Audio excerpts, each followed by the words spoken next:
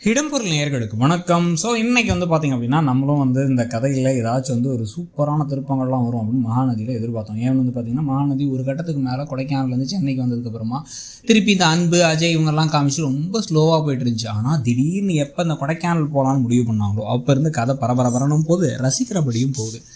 நிஜமாக பார்க்க பிடிச்ச சீரியல் அப்படின்னு பார்த்திங்கன்னா இப்போதைக்கு சிறகடிக்காசையும் மகாநதியும் தான் ரசித்து பார்க்குற மாதிரி இருக்க மாதிரி எனக்கு ஒரு தனி பர்சனல் ஃபீலிங்னு வச்சுக்கோங்களேன். ஸோ இப்போ இந்த சமயத்துலாம் இப்போ இந்த விஜய் அண்ட் காவேரி இவங்களுக்குள்ளே இருக்கக்கூடிய அந்த நெருக்கம், அந்த ஒரு உறவு அது வளர்ந்துக்கிட்டே போகிறது, ப்ளஸ் அவருடைய பாசத்தை அவர் காமிக்கிறது, இவங்க அது தனியாக அவரோட பாசத்தை பார்த்து ரசிக்கிறது அப்படின்னு பல விஷயங்கள் நல்லா போயிட்டுருக்கு. இன்னொரு பக்கம் இந்த நிவினுக்கு கட்டாய கல்யாணத்தை பண்ணி வைக்க ட்ரை பண்ணி அதில் நடந்த கூத்துகளும் வேறு நடந்து முடிஞ்சு, அதுவும் நல்லா பரபரப்பாக இன்ட்ரெஸ்டிங்காக இருந்துச்சு. ஃபைட் சீக்வன்ஸ், எமோஷனல் சீக்வன்ஸ், குடிச்சு விட்டு ஒரு போதையில் காமெடி அப்படின்னு எல்லாமே கலந்து நவரசத்தோடு போச்சுன்னு வச்சுக்கோங்களேன்.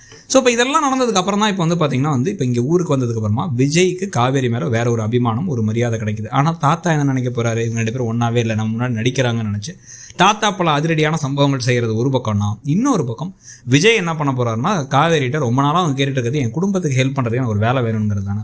அந்த வேலையை கொடுக்க போறாரு. நீ வா என் ஆஃபீஸ்க்கு வா, ஒரு இன்டர்வியூவாக வைக்கிறேன், ஆனால் பொறுப்பாக இன்டர்வியூவில் கரெக்டாக பதில் சொன்னேன் அப்படின்னா உனக்கு வேலை கொடுத்துருவேன். மற்றவங்க மாதிரிலாம் இல்லாமல் ஸ்பெஷல் ட்ரீட்மெண்ட்லாம் உனக்கு கிடையாது, நீயாக தான் கிளம்பி ஆஃபீஸ்க்கு வந்துக்கணும், போயிடணும்.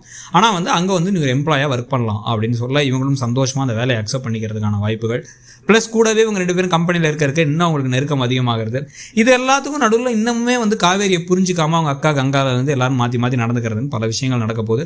ஸோ இதுக்கு நடுவில் திருப்பி பசுபதி ராகினி, இந்த ராகினியும் அஜயும் ஒரு வேளை ஜோடி சேர வாய்ப்பு இருக்கா, நிவினும் யமுனாவும் ஜோடி சேர வாய்ப்பு இருக்கான்னு வேறு கதையில் பல திருப்பங்கள் இருக்குது. ஸோ எல்லாத்தையும் பற்றி நீங்கள் என்ன நினைக்கிறீங்கிறத சொல்லுங்கள். இடம்பொருள் நேயர்களுக்கு வணக்கம். ஸோ இன்னைக்கு